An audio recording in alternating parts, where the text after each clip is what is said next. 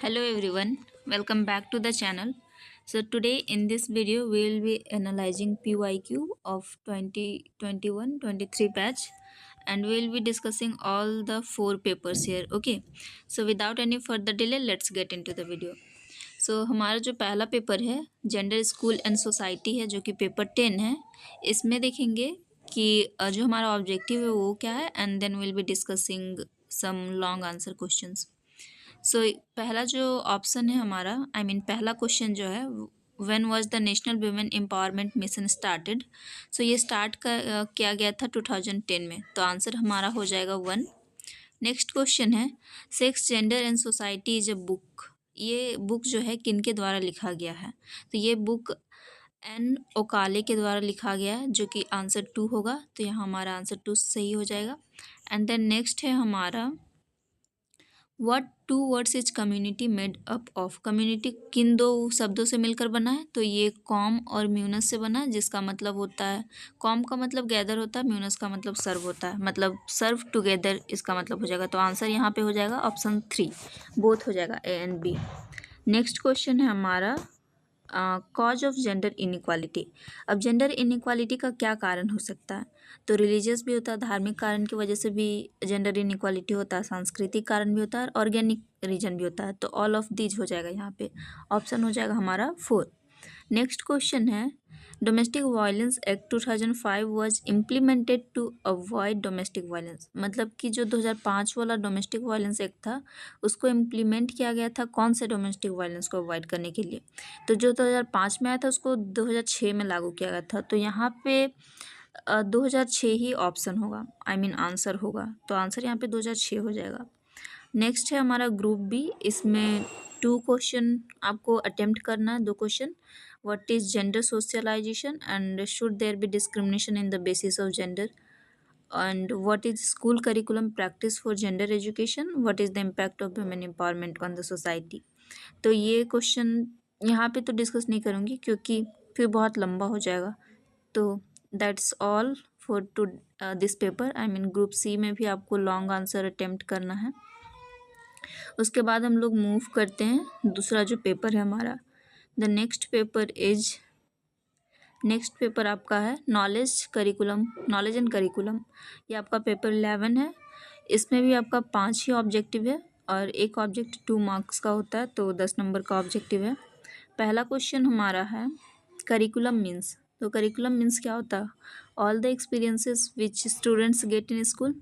तो यस, जो भी एक्सपीरियंस स्टूडेंट को मिलता है स्कूल में। अब एक्सपीरियंस कैसे मिलता है, या तो उसको सिलेबस में जो प्रिस्क्राइब है बुक वो सब पढ़ के और फिर एक्स्ट्रा करिकुलर एक्टिविटीज़ करके। तो यहाँ पे दोनों इंक्लूड हो गया, सिलेबस वाला भी और एक्स्ट्रा करिकुलर एक्टिविटी। मतलब ओवरऑल जितना कुछ होता है एक स्कूल के अंदर, कोई भी कॉलेज यूनिवर्सिटी के अंदर, तो हमारा करिकुलम होता है। तो यहाँ पे एक्सपीरियंस बच्चे को कैसे मिलता है वो सब चीज़ें करके, तो ऑप्शन हमारा यहाँ फर्स्ट हो जाएगा। सेकंड क्यों नहीं होगा, subjects that are transformed by the faculty. तो केवल सब्जेक्ट ही करिकुलम का पार्ट नहीं होता, सब्जेक्ट के साथ स्पोर्ट्स वगैरह भी आता है।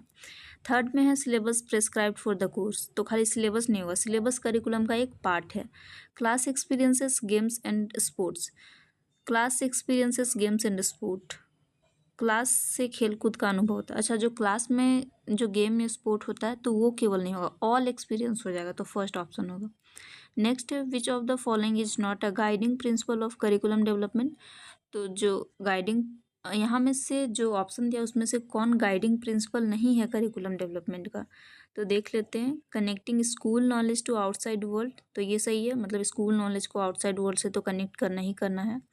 नेक्स्ट ऑप्शन है आपका ensuring that learning shifts from rote method. हाँ, रोट मेथड से हट के थोड़ा एक्टिविटी बेस्ड लर्निंग करवाना है, तो ये भी सही है। Making examination more easier and last है ensuring curriculum so that it goes beyond text book.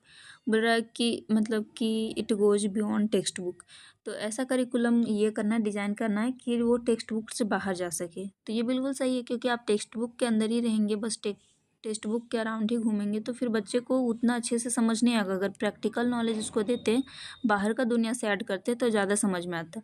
तो आंसर यहाँ पे सी हो जाएगा। एग्ज़ाम को बहुत ज़्यादा इजी बनाना, ये हमारा करिकुलम क्या बोलते हैं, ये हमारा करिकुलम डेवलपमेंट का प्रिंसिपल, गाइडिंग प्रिंसिपल नहीं है, तो ऑप्शन 3 हो जाएगा। नेक्स्ट है हमारा which of the following is not an element of curriculum. तो करिकुलम का एलिमेंट क्या नहीं है? सब्जेक्ट तो है, लर्निंग एक्सपीरियंसेस भी है, गोल तो है, गुड मार्क्स। गुड मार्क्स देखिए, गोल कैसे, क्या करिकुलम में गोल होता है कि बच्चे को किस तरीके का नॉलेज देना, बच्चे को क्या सिखाना है, स्किल सिखाना है, आगे चल के ऐसा करिकुलम डिजाइन करना, मतलब गोल एक होना चाहिए करिकुलम का कि बच्चे को जॉब मिल सके। तो गुड मार्क्स उतना मैटर नहीं करता है, तो यहाँ पे सी ऑप्शन हो जाएगा। नेक्स्ट है आपका the most important component of teaching learning process. तो टीचिंग लर्निंग प्रोसेस का मोस्ट इम्पॉर्टेंट कंपोनेंट क्या हो सकता है? एक लर्नर होगा, बिना लर्नर का हम टीचिंग लर्निंग नहीं कर सकते हैं ना। तो करिकुलम तो ठीक है, क्लास भी सही है, लेकिन बिना लर्नर का करिकुलम क्लास का कोई इंपॉर्टेंस ही नहीं रह जाएगा। तो आंसर 3 हो जाएगा। The word curriculum is derived from, ये तो सेमेस्टर 2 से ही पढ़ते आ रहे कि करिकुलम डिराइव हुआ किससे? लैटिन लैंग्वेज से। तो यहाँ पे हमारा ये भी ख़त्म होता है। और ये आप देख लीजिए, इसका शॉर्ट आंसर टाइप क्वेश्चन है, हो सके तो आप स्क्रीनशॉट ले सकते हैं और इसको पढ़ सकते हैं। ग्रुप सी में ये सब क्वेश्चन है। And then will be moving towards next paper. और नेक्स्ट पेपर हमारा है क्रिएटिव एंड इंक्लूसिव स्कूल। तो यहाँ पे हमारा फर्स्ट क्वेश्चन है, फर्स्ट क्वेश्चन क्या है? Special education zone is related to. अब यहाँ पूछ रहा है कि स्पेशल एजुकेशन जोन किससे रिलेटेड है। तो देखिए 1968 और 1986 का जो एनईपी, इसमें मतलब डिस्क्राइब नहीं किया गया स्पेशल एजुकेशन जोन को, लेकिन दोनों वाला में बात किया गया कि स्पेशल डिसेबल बच्चे को पढ़ाने को लेके ऐसा बात किया गया है, लेकिन स्पेशल एजुकेशन जोन ऐसा स्पेशली इसके बारे डिस्क्राइब नहीं है। तो या तो हम बोथ दे सकते हैं कि दोनों में बात किया गया उन लोग के एजुकेशन को लेके भी, या फिर नन दे सकते हैं, मतलब हम दोनों में कन्फ्यूज है, या फिर बोथ होगा, अगर होगा तो दोनों होगा, और नहीं होगा तो फिर नन होगा। SEDG इंक्लूड्स, SEDG का मतलब क्या होता है? सोशली इकोनॉमिकली ऐसा करके कुछ होता है, I think. Let let me. तो इसका मतलब होता है सोशियो इकोनॉमिकली डिसएडवांटेज ग्रुप। तो इस ग्रुप में कौन शामिल होता है?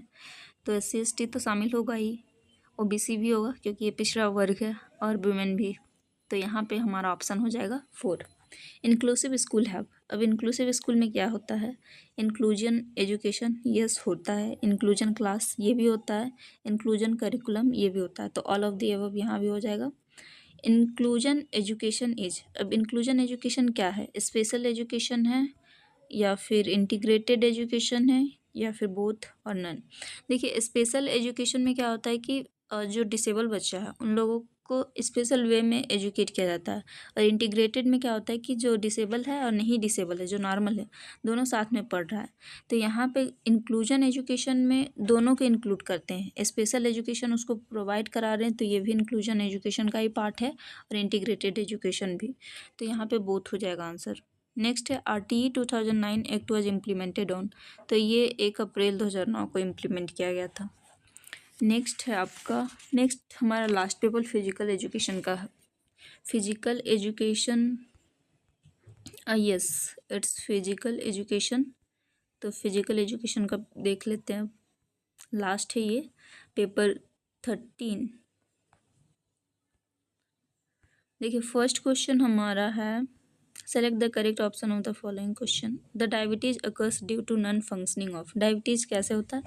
तो जब पेनक्रियाज इनफ इंसुलिन ये नहीं करता, मतलब प्रोड्यूस नहीं करता है, तो उसके वजह से, मतलब यहाँ पे जो ऑप्शन दिया हुआ है इसमें से पेनक्रियाज होगा, क्योंकि पेनक्रियाज ही इंसुलिन प्रोड्यूस करता है, और अगर इनफ प्रोड्यूस नहीं कर रहा तो डायबिटीज हो जाता है। तो ऑप्शन ए हो जाएगा।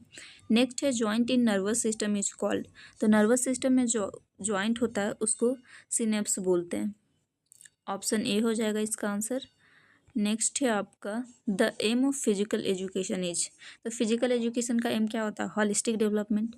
गेन स्ट्रेंथ, ये तो होगा नहीं, मतलब खाली स्ट्रेंथ गेन करना ये नहीं होगा। टू गेन नॉलेज, नॉलेज खाली गेन करना ये भी नहीं होगा। टू परफॉर्म बेटर, ये ठीक है, क्योंकि परफॉर्म बेटर आप तभी करेंगे जब आपका हॉलिस्टिक डेवलपमेंट हुआ। तो आंसर हमारा 3 हो जाएगा। नेक्स्ट है which of the following nutrients is rich in cholesterol. अब कोलेस्ट्रॉल किस में ज़्यादा पाया जाता है? तो फिश है, ये एग योक है, पल्सेस है, सीरियल्स है। तो यहाँ पे आंसर हमारा फिश हो जाएगा, क्योंकि फिश में कोलेस्ट्रॉल पाया जाता है। तो I think we have covered all the MCQs। मतलब जितना भी एमसीक्यू था हमारा चारों पेपर में सब कवर कर लिए हैं। अच्छा, ये लास्ट बचा हुआ है। Which of the following factor influences the health. Health को इसमें से कौन सा फैक्टर इन्फ्लुएंस करता है? तो बायोलॉजिकल फैक्टर भी इन्फ्लुएंस करता है, इन्वायरमेंटल भी करता है और साइकोलॉजिकल भी करता है। तो ऑल ऑफ दी अबव हो जाएगा, ऑल ऑफ देम। तो yes, we are done with all the MCQs. तो आई होप कि आपको थोड़ा बहुत हेल्प मिल जाएगा इसके बाद कि किस टाइप का क्वेश्चन आपके एग्ज़ाम में पूछा जाता है। तो that's all for today. If you found it benefit, then do like, share and subscribe. Bye, have a nice day. Thank you.